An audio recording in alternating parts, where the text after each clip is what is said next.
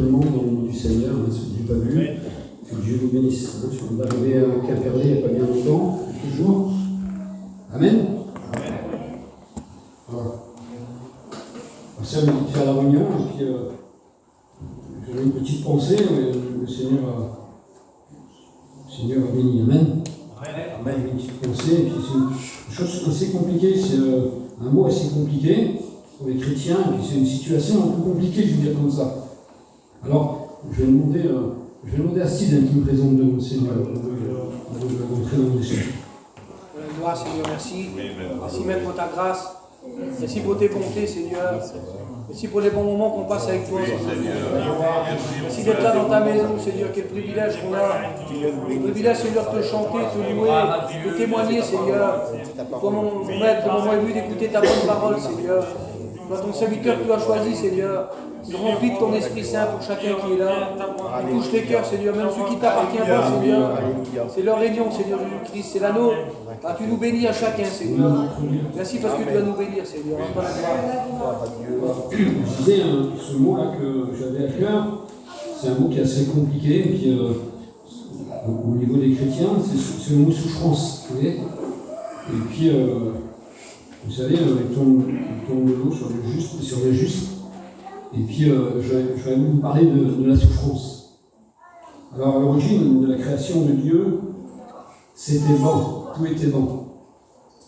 Et tout était bon, il n'y avait rien de mauvais. Vous avez compris que Dieu n'a rien créé de mauvais. Et on le sait. Et j'ai dit comme ça, et la souffrance n'existait pas. La souffrance n'existait pas, mais l'homme et la femme, en se révoltant contre Dieu, se sont mis sous la puissance, j'ai mis comme ça, et la menace de la mort. Genèse 2, verset 17. Hein. Les frères connaissent ce passage de la parole de Dieu. Tu ne mangeras pas de l'arbre de la connaissance du bien et du mal, car le jour où tu en mangeras, tu mourras. Et c'est à ce moment-là que l'homme et la femme vont commencer à souffrir. Genèse 3, versets 16 à 19, c'est leur punition. Alors c'est un peu bizarre ce que je vais dire, mais c'est comme ça dans la parole de Dieu. C'est leur punition. Dieu annonce qu'ils vont souffrir. Alors, j'ai regardé le mot grec, vous avez compris, je ne parle pas le grec, hein, vous avez bien compris, hein, vous le connaissez tous. Le mot grec, c'est pathéma égale épreuve. Souffrance, des fois, c'est qu'on passe dans des épreuves, parce que la souffrance vient, vous avez compris. Hein. Adam et Ève ne connaissaient pas ce mot épreuve et souffrance. Ils ne connaissaient pas ce mot-là. Ils ne connaissaient pas ces choses-là. Très vite, ils vont découvrir très vite, ils n'avaient jamais ressenti ces choses. Ce poids sur eux, là, ce mal-être, cette angoisse qui pèse sur eux, tout à coup, là, ça vient d'un seul coup, ça. Hein. Ils ne connaissaient pas ça, ils n'avaient jamais vécu ça. Je sais qu'il y en a qui n'ont jamais vécu ça, puis d'un seul coup, ça leur prend ici l'angoisse, là, ça pèse ici, là, hein, les yeux, là. Alors qu'ils n'ont jamais vécu ça, ils n'ont jamais eu de souci de ça. Et là, on va voir qu'ils vont vite découvrir, très vite même. Ils n'avaient jamais ressenti ces choses, ce poids, ce mal-être, j'ai dit, cette angoisse qui pèse sur eux, et tout à coup, ils vont vite comprendre ce qui leur arrive. On voit dans la parole, ils vont vite comprendre. Dieu dit à la femme qu'elle allait souffrir et que son homme dominerait sur elle.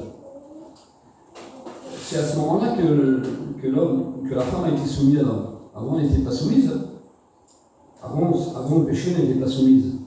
C'est à ce moment-là que je veux dire comme ça, c'est sa punition également. Verset 17, Dieu va dire à l'homme, puisque tu as écouté la voix de ta femme, alors que je t'avais donné des ordres. Ah oui, il écoute la voix de sa femme, la voix de Dieu. Il y en a que c'est comme ça, hein. Il y en a que c'est comme ça. Lui, il avait écouté la voix de sa femme, lui, il avait écouté la voix de Dieu. Et il va aussi souffrir pour cela. On voit dans la parole de Dieu, il va aussi souffrir. La sentence va tomber, écoutez bien, parce que tu as fait cela, le sol sera maudit à cause de toi. Alors, parce que tu as fait cela, le sol sera maudit à cause de toi, on parle de l'homme, hein. Et c'est avec beaucoup de peine et de souffrance, vous avez compris, que tu tireras ta nourriture tout au long de ta vie. C'est ça en vrai la punition de l'homme. Hein. Là, il avait qu'à faire ça dans le jardin, puis prendre de la nourriture. Hein. Maintenant, vous avez compris que l'homme, des fois, c'est difficile. Il y en a que c'est facile pour eux, je ne sais pas, mais des fois, c'est difficile. Et ça, c'est une partie de la souffrance. Et là, il dit, toute ta vie, c'est pas rien, toute la vie. Hein. Toute ta vie.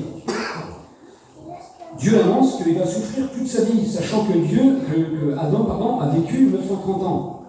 Imaginez-vous, lui annonce une souffrance pour toute sa vie. Je ne sais pas si vous voyez le problème. Le serpent, je n'en parle même pas. Dieu lui dit, toi, te voilà maudit. Lui, c'est la souffrance après la mort, lui, c'est l'enfer pour lui, il n'y a pas d'échappatoire. Je ne vais pas parler de lui. Lui, c'est ça sa peine à lui. Il va en enfer, il va souffrir, il va en enfer. Revenons plutôt sur l'homme.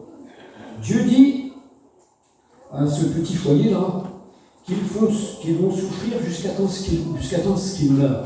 Imaginez-vous. Là, ça nous parle des années, 930 ans, c'est beaucoup.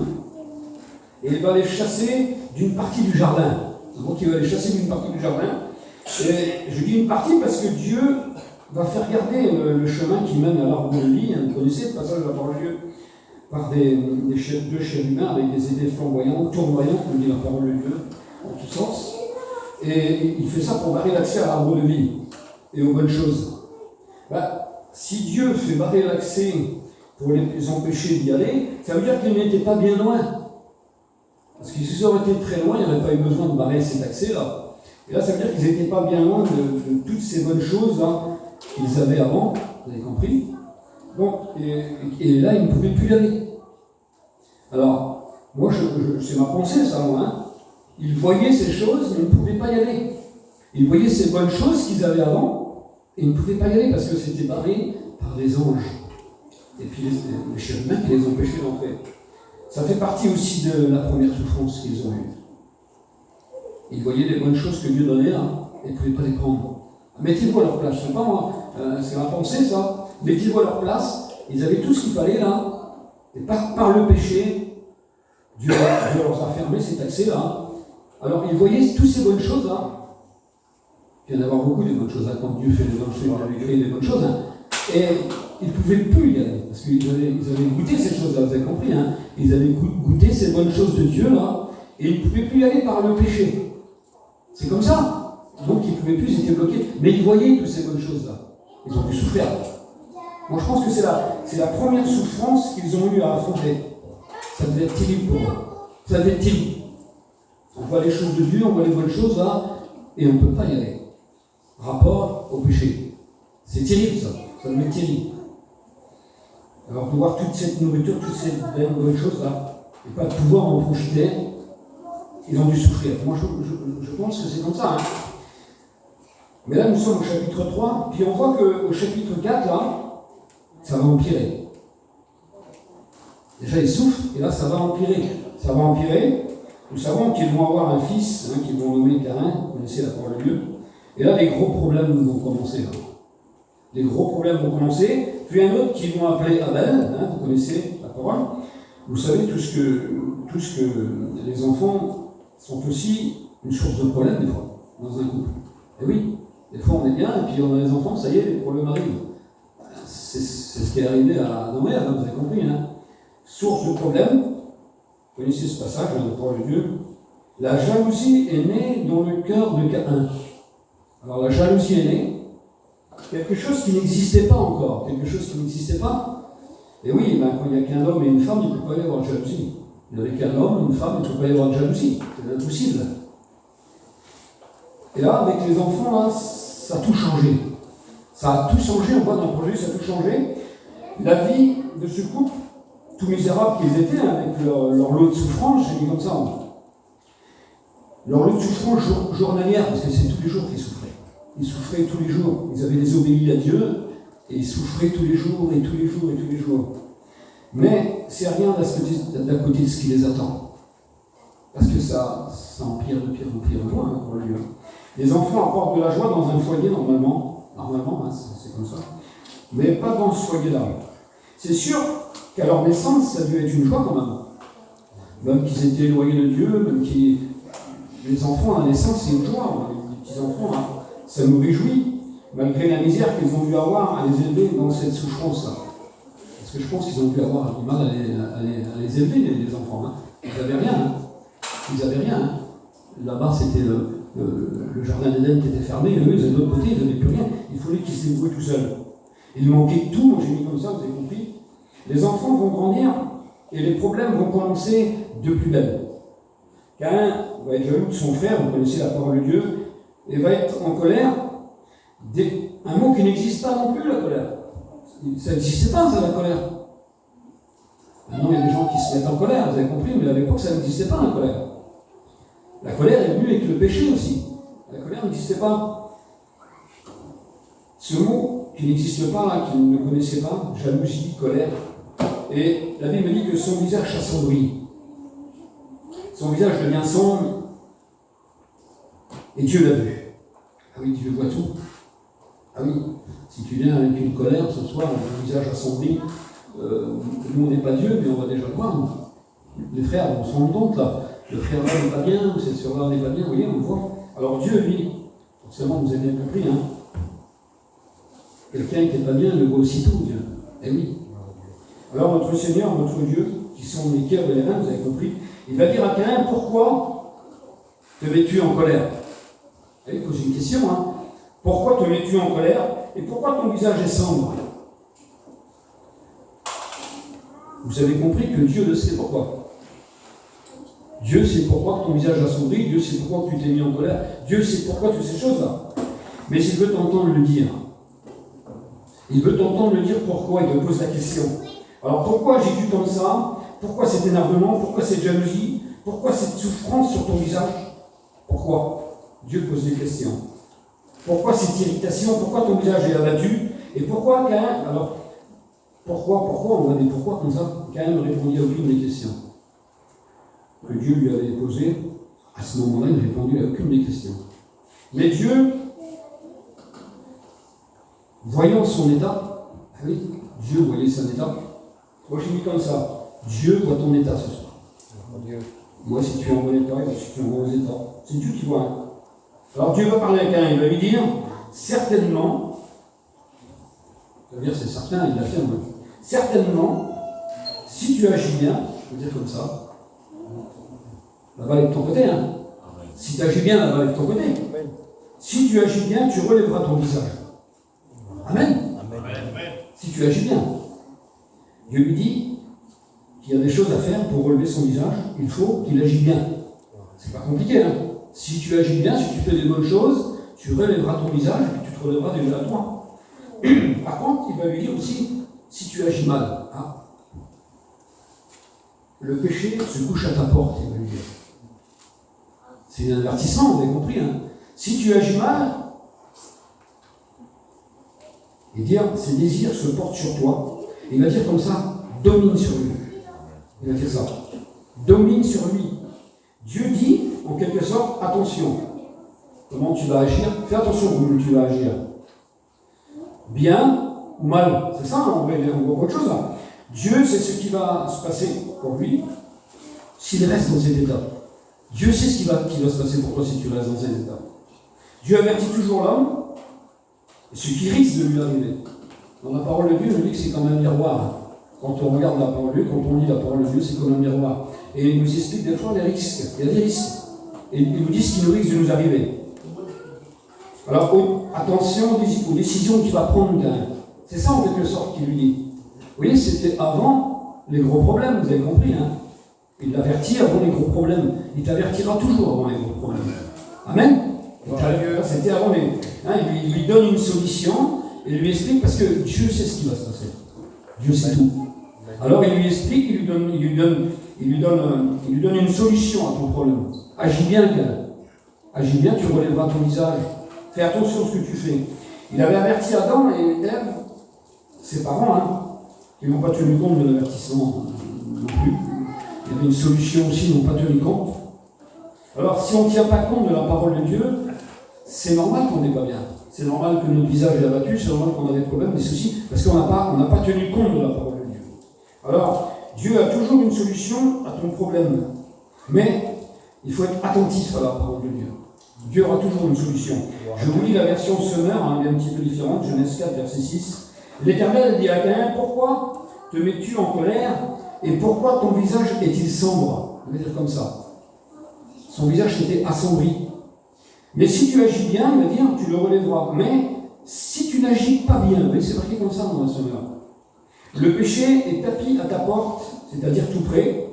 Son désir se porte sur toi, mais il va dire, mais toi, maîtrise-le. Vous voyez, c'est différent. Maîtrise-le. Domine, alors maîtrise, domine, résiste. C'est ça en quelque sorte. Dieu te donne la force de le faire ce soir. Il lui avait donné la force de le faire, hein, quand même.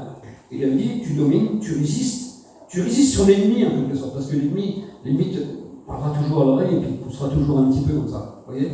Alors il dit, tu as la force de maîtriser, tu as la force de dominer. Alors, ça veut dire, tu as la maîtrise. C'est toi qui l'as, Dieu te l'a donné la maîtrise. Alors c'est toi qui décides ce soir. Sur la colère, sur la jalousie, sur la souffrance, mettez ce que vous voulez. Tu as la maîtrise. Dieu te la donne la maîtrise. Il t'a donné la maîtrise. Le livre de Jacques 5, verset 13, il dit, quelqu'un parmi vous est-il dans la souffrance? Qu'il prie. C'est pas compliqué, Seigneur Jésus-Christ. Hein? Si quelqu'un parmi vous est dans la souffrance, il va dire qu'il prie. Il donne une solution. Si quelqu'un est dans la joie, qu'il chante des cantiques. Hein, c'est comme ça qu'il dit Jacques. Hein? Si quelqu'un est malade, eh bien, qu'il appelle les anciens, hein, et les anciens prient pour lui. Il y a des solutions, c'est pas compliqué, Seigneur. Hein? Il donne toujours des solutions, le Seigneur. Alors, il va dire attention, dans Job, là, Job 30, verset 16, il nous dit comme ça, attention, il nous dit, les jours de la souffrance m'ont saisi, il va dire comme ça, Job. Parce que la souffrance peut te saisir, elle peut saisir n'importe qui, la souffrance. Des mauvaises pensées, ceci, cela, et puis d'un seul coup on souffre. On peut souffrir pour nos enfants, on peut souffrir pour notre famille. Hein. Je sais qu'il y en a qui souffrent pour des deuils, il y en a qui souffrent pour tout. Hein. Il dit attention, et Job il dit, vous avez compris, Job il a eu des gros problèmes. Il dit la souffrance l'avait saisi. Donc il ne pouvait plus s'en détruire. Il dit les jours, il dit les jours de la souffrance, ça veut dire que ça va durer longtemps. C'est pas une petite souffrance, ça a duré longtemps et longtemps. Il dit qu'il s'était laissé saisir par la souffrance, qu'il ne le lâchait plus. Et oui, ça va être compliqué, ça, de souffrir tout le temps. Hein. De venir à la réunion et puis de souffrir, ça va être terrible. Moi, je pense que ça va être terrible. Mais Dieu dit maîtrise, domine et résiste. Amen. Amen. 1 Pierre 5, verset 8, il va dire, vous connaissez ce passage de la parole de Dieu, le diable rôde comme un lion rugissant, cherchant qui se laissera dévorer. Ah oui, c'est un rôdeur, vous avez compris, il rôde. Vous savez, il faut faire attention au rôdeur, on a toujours fait attention au rôdeur. Alors, il dit, attention, il rôde comme un lion rugissant. Nous savons tous que ce n'est pas un lion, on dit comme un lion, on sait que c'est un lion. C'est un serpent, ça n'a rien à voir. Mais il fera tout pour augmenter, il va dire, comme un lion. Eh oui. Alors, il est rusé, on a compris, la version dit, verset 9, résistez-lui d'une fois ferme, et il s'enfuira, ou loin de vous. Alléluia. Tu résistes, il s'enfuit loin de toi. Alors, domine, maîtrise, résiste, j'ai mis comme ça, moi. Jacob va dire dans la Genèse 31, verset 42, si je n'avais pas eu pour moi le Dieu de mon père, il va dire comme ça, si je n'avais pas eu le Dieu de mon père pour moi, le Dieu d'Abraham, celui que craint Isaac, il va dire, ça aurait été très dur pour moi. Mais Dieu, il va dire, a vu ma souffrance. Dieu verra toujours ta souffrance. Il dit, si je n'avais pas eu le Dieu de mon père, vraiment ça aurait été dur. C'est Jacob qui parle. Hein. Il dit, si je n'avais pas eu Dieu, vous avez bien compris, sans Dieu, on va résister comment à l'ennemi. Si on n'a pas Jésus, on va résister comment à l'ennemi? C'est pas nous qui va se mettre face à lui, je vous le dis. Hein. Si on n'a pas Jésus, c'est foutu. Hein. C'est foutu. Alors si on s'éloigne un peu de Jésus, ou si par des problèmes, des difficultés, on voit plus notre souffrance que la parole de Dieu, et donc on va souffrir davantage et davantage. Alors, dans la version Semeur, ce n'est pas... Dans la version Semeur, là, il ne sait pas comment il aurait fait, c'est marqué, si Dieu n'avait pas été à ses côtés. Dans sa peine et dans sa souffrance, il va dire. Tu as Dieu à tes côtés. Alléluia. On a tous Dieu à nos côtés. Amen. Alors, mais prends garde à l'avertissement de Dieu et à ton comportement. C'est nous qui, par notre comportement, qui va faire des choses et voir comme ça. L'adversaire rôde et cherche quelqu'un en mauvais état. J'ai pas peur des mots, Seigneur, il ne s'attaque pas au fort, c'est un lâche. Je n'ai pas peur des mots, hein. Je vous le dis, je n'ai pas peur de lui ce soir, hein. Parce que j'ai Jésus avec moi. Amen. Là, c'est Jésus qui est là. Gloire à Dieu. Oui. Alors, il ne s'attaque pas au fort, hein, j'ai mis, il s'attaque au faible. Et il va appuyer sur la plaie. L'ennemi va appuyer sur la plaie, il va appuyer sur la plaie. Et si tu ne prends pas garde, la souffrance, au lieu de diminuer, elle va grandir. Parce que c'est l'ennemi qui va appuyer sur la plaie. Vous savez que Jésus répare les brèches, il répare les cœurs brisés, il répare la souffrance, il enlève la souffrance. Mais l'ennemi, lui, il va appuyer sur la plaie. Et il va te dire des choses comme ça à l'oreille, comme ça, des fois on finit par croire, vous voyez, c'est comme ça. On était prié pour une femme l'autre jour avec un garçon, une femme qui se renfermait tout seul dans le noir, comme ça, qui avait des soucis. Et puis on a été prié pour elle, et puis quand on est arrivé là, on ne la voyait même pas la femme dans la maison. Les volets fermés, tout était fermé comme ça.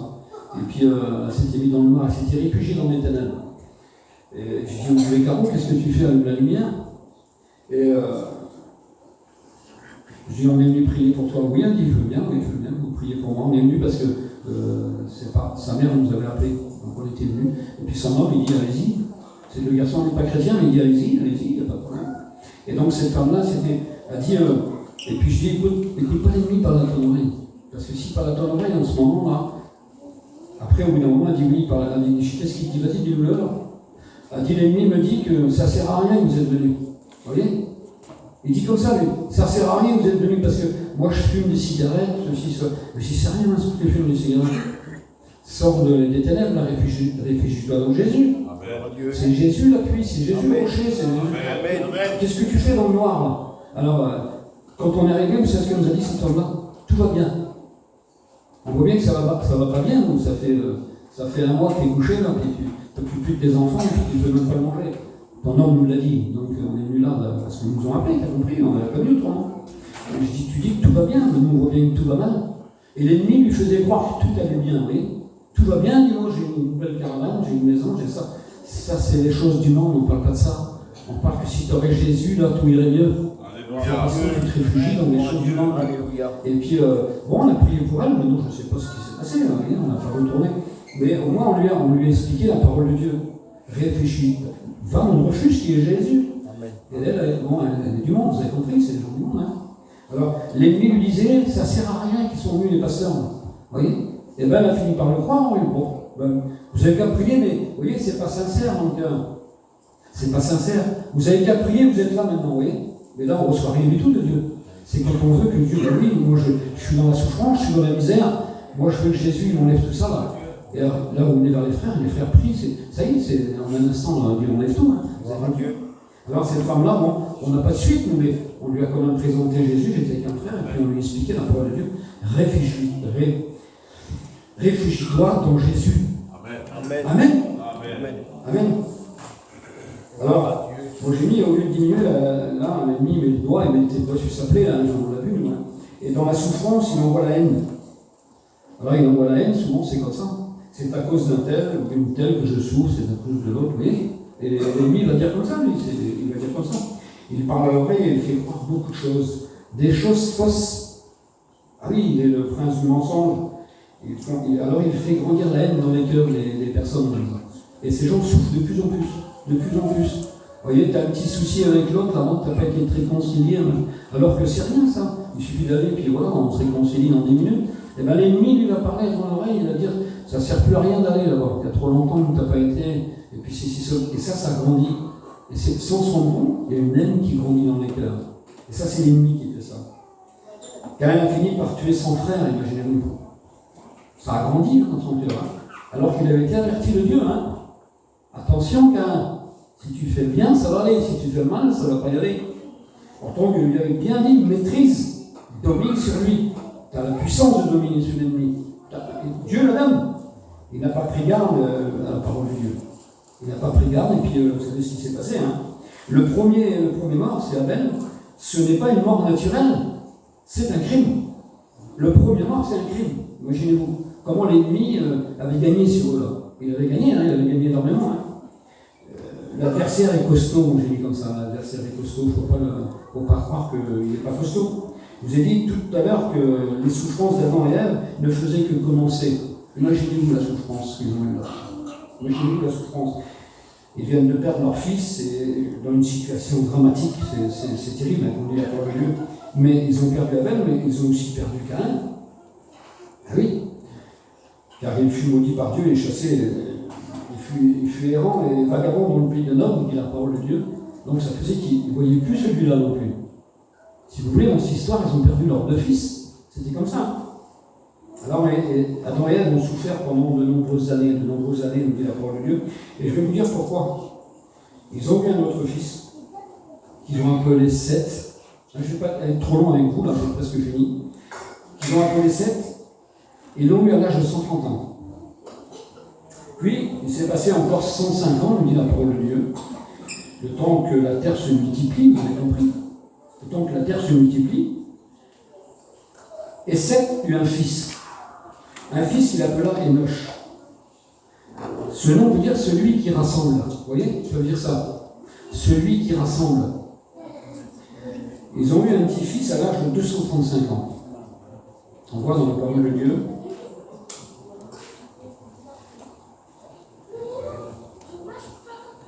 Je ne parlerai pas de la descendance de Caïn, de la souffrance qu'ils ont eue, parce que c'était encore pire. On va rester sur Seth. Donc ils ont eu 235 ans après, ils ont eu un petit-fils qui s'appelait Enoch. Ça devait être une joie pour eux quand même. Hein. Un petit-fils, là, ça devait être une joie, un bonheur, une consolation, on peut dire comme ça. C'est ça quand un petit-fils arrive. Hein. Pour vous, c'est terrible. Et vous allez voir que je vais en venir. Vous allez tous comprendre quand je vais vous citer le verset de la Genèse 4, verset 26. Vous allez tous comprendre. Seth eut un fils et on l'appela du nom d'Enoch. C'est alors que l'on commença à invoquer le nom de l'Éternel. Juste à ce moment-là. Je vous donne la version Sommeur. Seth eut aussi un fils qu'il appela Enoch. Et c'est à cette époque-là qu'on a commencé à prier l'Éternel. À cette époque-là. Ça veut dire qu'avant Enoch, on ne priait pas. Et non. Et pourtant, il souffrait de martyrs, on ne priait pas. Malgré les souffrances extrêmes, 235 ans de souffrance là. Sans prière, ça devait pas être terrible. Je dis quand même, 235 ans de souffrance. Ah, on y vivait beaucoup plus que nous, vous avez bien compris, mais c'est quand même 235 ans de souffrance. Mais nous sommes son Église et nous sommes réunis pour prier. Amen. Alléluia. Nous sommes l'Église de Dieu, nous sommes réunis là. Alors, on peut s'adresser à lui quand on désire, Seigneur, quand on veut. Il est présent ce soir, il entend les prières, là. On va prier, on entend les prières de chacun, il entend les plaintes. Ah oui, il entend les plaintes. Néhémie 9, verset 32, il dit « Ô Dieu, notre Dieu, grand et redoutable, toi qui gardes ton alliance et qui exerces la miséricorde, ne regarde pas comme peu de choses toute souffrance que nous avons éprouvée. Dieu ne regarde pas comme peu de choses nos souffrances. » Et non, vous avez compris, le Seigneur ne regardera jamais les souffrances comme peu de choses. Pourquoi? Parce qu'il connaît la souffrance. Vous avez compris, il a souffert. Donc il connaît, il sait. Il sait que ce que certains subissent, là, il le sait. Isaïe 53, verset 3, il dit, mais dit l'homme de douleur habitué à la souffrance. Vous voyez? Il a souffert, notre Seigneur. Homme de douleur habitué à la souffrance. Mais au verset 4, il dit, ce sont nos souffrances qu'il a portées. Et oui, c'est nos souffrances qu'il a portées au bout de la foi. Le psaume 10, verset 14, il dit, tu vois la peine et la souffrance pour prendre en main leur cause. Il dit que le Seigneur voit dans nos peines et nos souffrances, et il prend en main la cause de la souffrance. Il n'y a que lui qui peut faire ça. Hein, on va vers un frère, il va dire ça va aller, mon frère. Hein, on va dire comme ça, mais des fois ça ne va pas aller, on sait que ça va aller. Mais le Seigneur, il prend en cause. Il va prendre en main la cause de ta souffrance et il va s'en charger. Amen. Alors maîtrise, domine, résiste et prie. Il faut prier, c'est ça la solution, c'est ça, prie. Hein, vous avez compris, ils n'avaient pas prié pendant 235 ans. Ils ont souffert le martyr. Il a fallu que Enoch naisse pour que. Moi je sais pourquoi. Je sais pourquoi c'est ça qu'il a prié. Je sais. Dans mon cœur, c'est comme ça. C'est pas marqué dans la parole de Dieu. Mais moi je sais pourquoi c'est ça qu'il a prié. Parce qu'il a eu un fils. Moi je sais qu'il a prié pour son fils. Je sais qu'il a présenté son fils à Dieu. Et ça, c'est dans mon cœur comme ça. Puis, quand j'ai lu ça, je dis Seigneur, il a eu un fils. Et il a voulu le présenter à Dieu. Il a voulu que Dieu le garde. Il a voulu arrêter cette souffrance-là. Et c'est à ce moment-là qu'ils ont commencé à prier l'Éternel. Amen. Hein, quand on a un petit, on présente à Dieu. Seigneur, bénis-le. Vous voyez, quand il est petit, là, c'est tellement fragile. Eh bien, je pense que c'est comme ça qu'il a fait ça. Amen. Jérémie 31, verset 12, il leur âme sera comme un jardin arrosé, et ils ne seront plus dans la souffrance. Verset 9, car je suis un Père. Amen. Il est notre Père.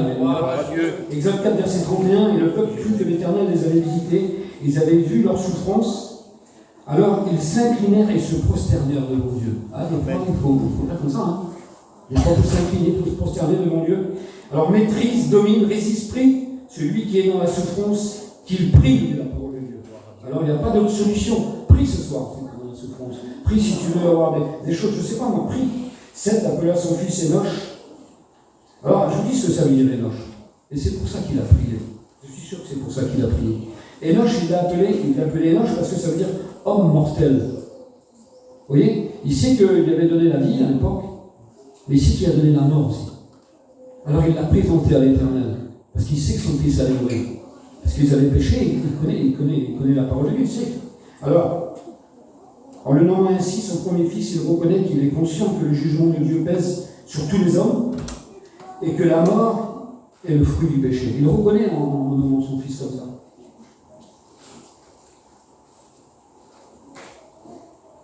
En quelque sorte, Seth se reconnaît pécheur et perdu. C'est le premier pas. Moi j'ai mis comme ça, c'est le premier pas de la foi dans la Bible. C'est le premier pas de la foi. Ils vont prier et adorer Dieu. Amen. Amen. C'était le premier pas de la foi. Et pour là, toute première fois, l'homme va prier Dieu. L'homme va se rendre compte que sans Dieu, il n'est rien. Ah, nous on le sait, hein, on appartient à Dieu, on sait que sans Dieu, on n'est rien. Puis celui qui n'appartient pas à Dieu ce soir, ben, sans Dieu, tu n'es rien. La parole de Dieu dit, sans moi, vous ne pouvez rien faire. Mais c'est rien. Alors, pour être bien, c'est pas compliqué, la parole de Dieu dit, il faut le prier et lui demander. Les problèmes, les difficultés, il s'en charge. Il prend la cause de la souffrance et il s'en charge. Amen. Amen. Alors, nous sommes réunis pour ça ce soir.